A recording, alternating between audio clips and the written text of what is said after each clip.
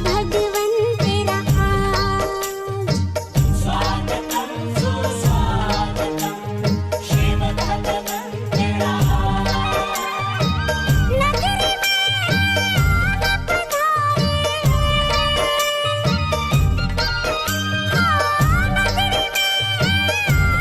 नगरी संतों के सरताज स्वागतम सुस्वागतम शिव भगवन तेरा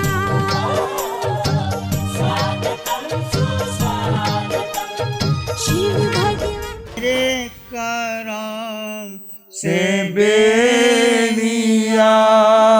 तेरे करम से बेनियाज।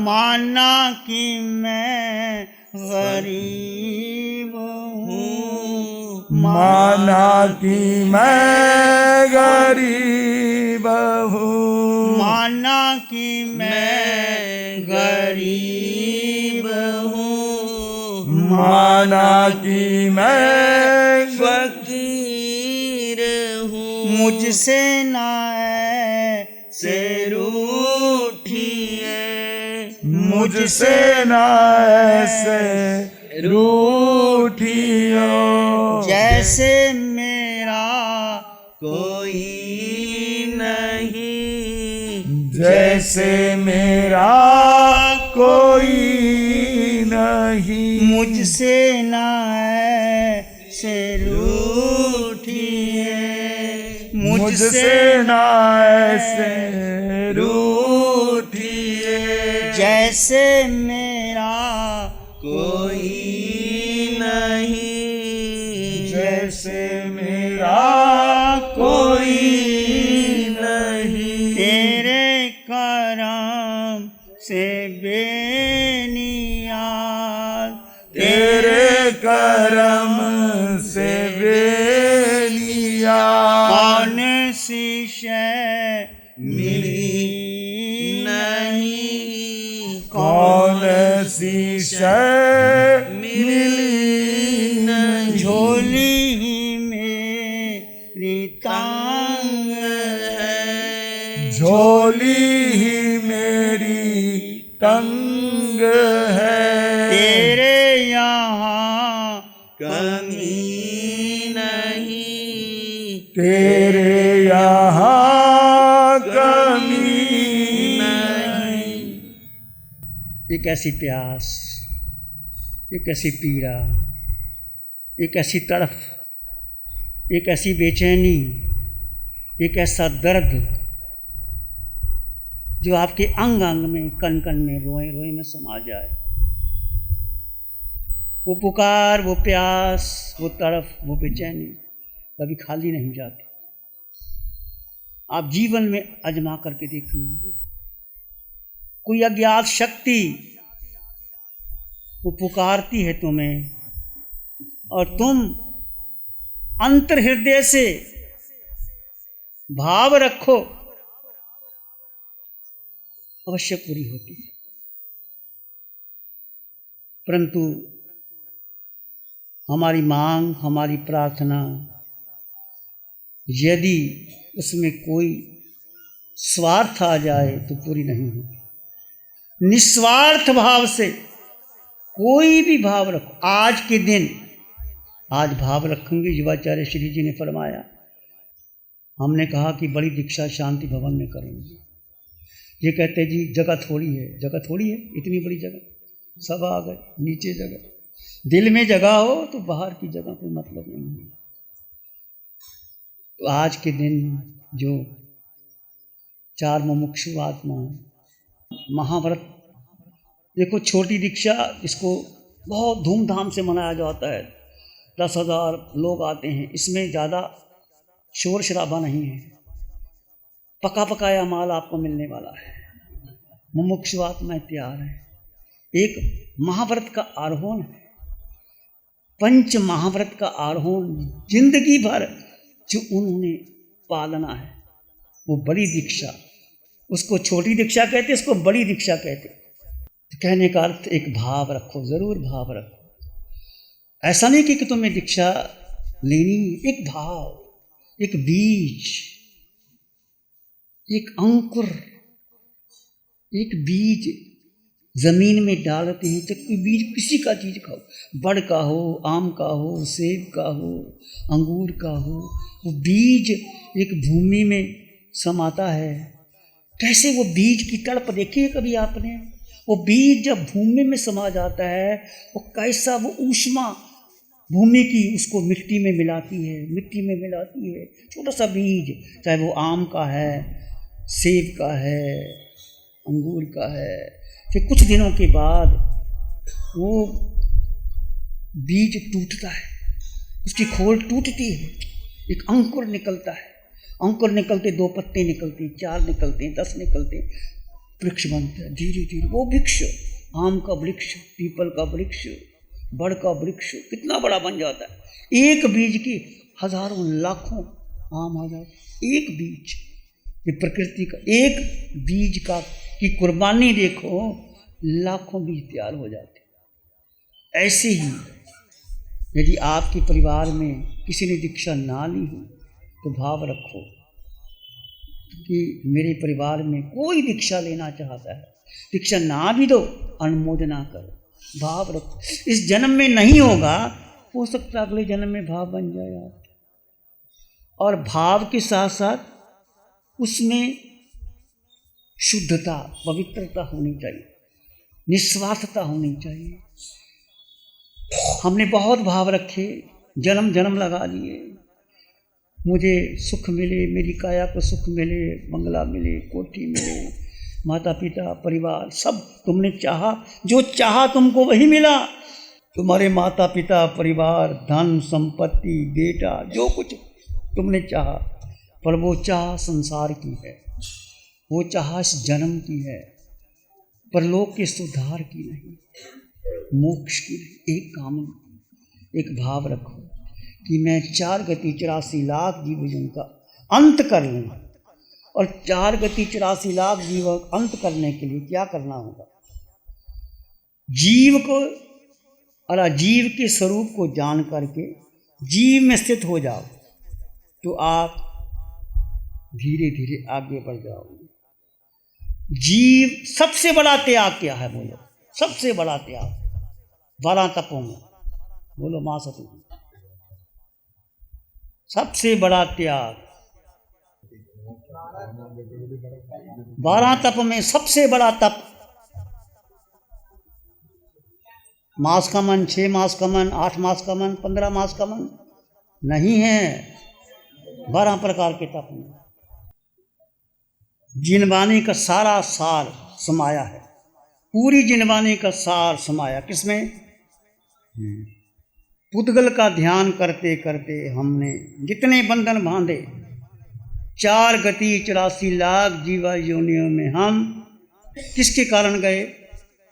पुद्गल। पुद्गल का मतलब ये शरीर, शरीर का मतलब सब कुछ आ गया तुम्हारा, मन, बुद्धि, इंद्रियां, तुम्हारा परिवार, माता पिता, संपत्ति, हीरे जवाहरात, कोठी, बंगला, जिस जिसकी तुमने मालकियत बनाई, सब पुद्गल है, ये नष्ट होगा। इसका ध्यान करते करते जितने बंधन बांधे, यदि आप जीव का ध्यान करते हो, मात्र जीव, मात्र जीव, मात्र जीव का ध्यान करते हो तो सारे बंधन टूट जाएंगे। तो सबसे बड़ा तप किसका हुआ? जीव। जीव कैसे? जड़ जीव का भेद करो। शरीर जैसे म्यान में तलवार अलग, तलवार मन म्यान अलग, एकदम नहीं होगा। प्रयास, प्रैक्टिस मेक्स एन परफेक्ट।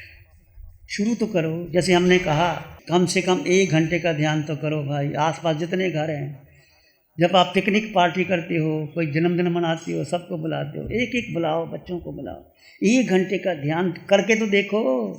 जीव का जीव में ठहरना सबसे कठिन है, सबसे कठिन है, और मोक्ष का यही मार्ग है जो महावीर की साधना का सार। घसुकमाल कैसे मोक्ष चले गए? 99 करोड़ जन्मों का जो भाग था, एक जन्म में तोड़ दिया महाशमशान की मुद्रा में। अंगीठी बांधी गई, पर वो अपने में स्थिर हो गए। जीव को कुछ नहीं खरोचाती, जीव कर्म लगते नहीं जीव को, ये कर्म ऊपर रहते हैं कार्यमान शरीर पर, जीव को कोई कर्म नहीं लगता। पर जीव अपने में ठहर जाए, कठिन है, बहुत कठिन है इस पंचम काल में। यहाँ चारों ओर मिथ्यात्व ही मिथ्यात्व है, और महाविद्या में तो बहुत आपको साधना सरल हो जाएगी। ऐसा भाव रखो कि महाविद्या में जाओ और भगवान की वाणी मिली, ऐसी माँ मिले जो महाविद्या में ले जाए, ऐसे भाव तो रखो जैसे बच्चों ने भाव रखे इनकी दीक्षा हो। तो इस 24 घंटे में 2 घंटे ध्यान करो, मन नहीं लगेगा, माना कि मन, ये जीव का ध्यान के मन के पार, बुद्धि के पार, इंद्रियों के पार। मन बाधा देता है, मन ही हमारा परीक्षक बनता है, बुद्धि कार्य करने, इंद्रियों, 5 इंद्रियों के विषय हमें गुमराह करते हैं। जीव तब स्थिर होता है जब मन नहीं लगता, बुद्धि नहीं, इंद्रियां नहीं, जीव अपने में स्थित रहने का प्रयास करता है। प्रयास करो, 1 घंटे में 5 मिनट, 2 मिनट, 7 मिनट तो मन लगेगा। हमने कल बताया था, खुली आंखों से ध्यान करो, बंद आंखों से ध्यान कर दो, चलते चलते ध्यान करो, और सब में जीव देखो। सब में जीव है कि नहीं बोलो? हम क्या देखते हैं? हम क्या देखते हैं? ऊपर देखते हैं, पुरुष है, ये स्त्री है, छोटा है, बड़ा है, काला है, गोरा है, मेरा मित्र है, मेरा वो है। उसके भीतर जीव, सब में क्या है? सब महासाध्वी हैं जीव, हम में जीव, आप में जीव। तो अरिहंत परमात्मा क्या कहते हैं? अरिहंत परमात्मा में सम्मोसरण में भगवान सब में जीव देखते हैं। सम्मोसरण लगता है, इंद्र सम्मोसरण लगाते हैं, देव आते हैं, सम्मोसरण की रचना होती है, वहाँ के राजा महाराजा, मंत्री, साधु साध्वी, श्रावक श्राविका और पशु पक्षी सब आते हैं, सम्मोसरण की रचना होती है। भगवान सबको क्या? भगवान सब में जीव देखते हैं, केवल ज्ञानी। इतना सुख है उनको, जीव ही देखते हैं, सब में जीव देखते हैं। और पहली देशना में शब्द क्या निकलता है? हे जीवात्मन, हे जीवात्मन। जीव की चर्चा करते हैं, जीव को देखते हैं, जीव में रमन करते हैं, जीव में श्रद्धा रखते हैं। बस मेरा नम्र अनुरोध है, जीव जे स्वरूप समझा बिना पाम्य दुख आनंद। श्रीमद् रायचंद। जे स्वरूप का बोध, मतलब आत्मा में रमन करना, जीव में रमन करना, जे स्वरूप समझा। हमने अनंत दुख बांधे हैं, नरक में गए, पशु बने, अपने को नहीं जाना। मन बुद्धि इंद्रियां, जीव ने एक ही पाप किया है, मिथ्या दर्शन, और जीव ने कोई पाप नहीं किया। क्रोध मान माया लोभ राग द्वेष चोरी, ये जीव ने नहीं की। सबसे बड़ा पाप जीव ने मिथ्या दर्शन, अपने को भूल करके सारी शक्ति पिंड को दे दी। पिंड का मतलब मन को दे दी, मन हावी हो गया। जैसे कोई तुम्हारी कोठी में, तुम्हारे ऑफिस में कोई किराएदार आके बैठ जाए 20 साल 25 साल, फिर वो जाता नहीं, फिर आपको कुछ करना पड़ता है। ऐसे मन भारी हो गया और जीव कमज़ोर हो गया। जीव में अनंत सुख है, अनंत शक्ति है, अनंत ज्ञान है, पर मन इतना भारी है कि मन जीव को टिकने नहीं देता, टिकने नहीं देता। सूरज का प्रकाश देखो, एक छोटी सी बदली आ जाए तो कैसे बदल जाता है। बाहर बरसात हो रही हो और आप अपने घर में बैठो तो आपको कुछ फर्क पड़ता है? बाहर बरसात हो, धूप हो, आप अपने घर में। ऐसे जीव, युवाचार्य जी करे, जीव पर दया करो, जीव अपने में ठहर जाए, फिर जीव को कुछ नहीं होता। अनंत कर्मों की निर्जरा होती है जब जीव जीव में ठहरने का पुरुषार्थ करता है। ये सबसे बड़ा तप है, सबसे बड़ा तप भगवान कहते हैं। कठिन है, असंभव नहीं। प्रयास, पुरुषार्थ, एकाग्रता, एक लगन कि मुझे एक लक्ष्य बनाया आपने, कहाँ जाना है अगले जन्म में, लक्ष्य बनाया। मैंने तो लक्ष्य बना लिया, आपने बनाया तो नहीं पता मुझे। युवाचार्य जी नहीं बना लिए, प्रवर्तक जी नहीं बना लिए, प्रवर्तक जी तो सीधा ऊपर जाएंगे इनके गुरु जी ऊपर ले जाएंगे। लक्ष्य जीवन का तय करो, अगला जन्म मैं कहाँ जन्म लूँ, भाव रखो, मिलेगा। पुरुषार्थ करो, अगला जन्म महाविद्या में ऐसी माँ मिले, जन्म हो और यदि आप साधना करते हो तो अगले गर्भ में जब आप जाओगे ना, माँ के गर्भ में, वो साधना आपको खींच के लेके जाएगी। ये साधना अगले जन्म में भी काम करती है, माँ के गर्भ में भी काम करती है, और जब बाहर आती है और वो माँ भगवान के सम्मुखरण में ले जाती है। वो साधना इस पंचम काल में जो साधना भी की है आपने, वो महाविद्या में भी आपको साधना मिलेगी। और भगवान के सम्मुखरण में जाओगे, भगवान तो केवल ज्ञानी है, सबके पट खोल देंगे। और वहाँ कोई पंचम काल में चारों ओर मिथ्या, तो ये माला, ये जाप, ये पूजा, ये पाठ, कुछ करने की जरूरत नहीं। भगवान कहते हैं अरिहंत का नाम भी ना लो। ये साधना किसी खुशामद से नहीं, कोई प्रार्थना, पूजा, अर्चना, आराधना नहीं, केवल मात्र अपने को जान लो, मैं जीवात्मा, मेरे पास मेरे अलावा मेरा कुछ नहीं, जीव को कुछ चाहिए नहीं, जीव भीतर है, शरीर बाहर है। ठीक है, जैसे यहाँ हम आए, हम ठहरे, आप लोगों ने सेवा की, ये आपका यदि किस भाव से सेवा की कि मेरा नाम ऊपर आ जाए, मेरा नाम ऊपर आ जाए, फिर तो पुण्य मिल जाएगा। वो भाव निर्जरा का भाव नहीं रहेगा कि मुझे अवसर मिला यहाँ आकर के सेवा करने का। इतने मुनि आए, इतने माँ साध्वी जी आए, उनको भोजन का लाभ लिया, इतने लोग आए, एक निस्वार्थ भाव से। मैं देखा जो उदना में कार्यक्रम हुआ, किस प्रकार से कार्यक्रम हुआ और कैसे कार्यक्रम हुआ, कोई भाव अपने आप प्रभु की कृपा बरसती। आप भी निस्वार्थ भाव से करो। कोई साधु साध्वी आपके घर में आता है, आप आहार देते हो, हमारा तो बेस आप हो, अम्मा पीरो आप हो, हम आपकी आज्ञा से ठहरे हैं, भोजन आपसे लेते हैं, कपड़ा आपसे लेते हैं, कुछ भी जरूरत यदि चिकित्सा को दिखाना होगा डॉक्टर के पास भी आप लेके जाए। आप बहुत बहुत पुण्य कमा सकते हो, पुण्य कमा सकते हो। पुण्य के साथ निर्जरा, केवल भाव कि मुझे अगला जन्म महाविद्य क्षेत्र में मिले और मैं महाविद्य क्षेत्र में भगवान की वाणी मिले और मैं 4 गति 84 लाख जीवाणु अंत कर दूँ। ये भाव रखो। ये भाव रखोगे तो आप अभी से प्रयास करो। 1 घंटे का कार्य, सुबह की भगवान की वाणी आती है, पवित्र वाणी आती है, पर थोड़े बच्चों को साथ लेके आओ। इतवार के दिन आप देखो कैसे शांति भवन, शांति की लहर कैसे उठती है। प्रयास करना पड़ेगा, जैसे औरों का प्रयास करते हैं, आप जरूर प्रयास करोगे तो आगे बढ़ जाओगे। तो आज का दिन नमो अरिहंतानं, नमो सिद्धानं, नमो आयर्यानं, नमो जयनं, नमो लोय सत्साम, धम्मो मंगल मुखी थम अहिंसा संयम, देवावित्तं नमं संति दशधम्मेश्वर, श्री चत्तारी मंगलम अरहंता मंगलम, सिद्धा मंगलम साहु मंगलम, केवली पनतो धम्मो मंगलम, चत्तारी लोग उत्तम अरहंता लोग, सिद्धा लोग उत्तम साहु लोग, केवली पनतो धम्मो लोग उत्तम, चत्तारी शरणं पवज्यामि, अरहंते शरणं पवज्यामि, सिद्धे शरणं पवज्यामि, साहु शरणं पवज्यामि, केवली पनतं धम्मं शरणं पवज्यामि।